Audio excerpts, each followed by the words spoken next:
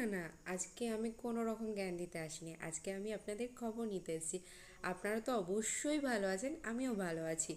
একটু বিজি ছিলাম, খবর নিতে পারিনি, তাই একটু চলে আসলাম আপনাদের সমস্ত কিছু খবর নিতে। আর আপনারা পজিটিভলি কিভাবে প্রবলেমগুলো হ্যান্ডেল করেছেন, আপনারা এখন কিভাবে ভালো আছেন, প্লিজ কমেন্ট করে জানান। আর সব থেকে বড় কথা হলো, আপনি আপনার কনসিয়াস মাইন্ডকে বেশি গুরুত্ব দেবেন না। তাহলে কাকে গুরুত্ব দেবেন? সাবকনসিয়াস মাইন্ডকে। সাবকনসিয়াস মাইন্ড তো বলে দেবে আপনার মনে সঠিকটা কি চলছে আর সঠিক কি হবে। মানে বুঝলেন না তাই তো?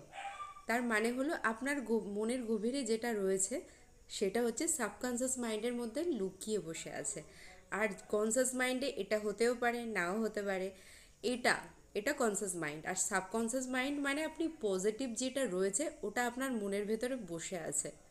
সাবকনসিয়াস মাইন্ড কিভাবে আপনাকে কাজ করাবে? মেডিটেশন। মেডিটেশন করে আপনি আপনার মনকে স্থির করুন আর কোয়েশ্চেন করুন সাবকনসিয়াস মাইন্ডকে যে আপনি কি চাইছেন। ফলো করতে থাকুন, সাবস্ক্রাইব করতে থাকুন, লাইক করতে থাকুন।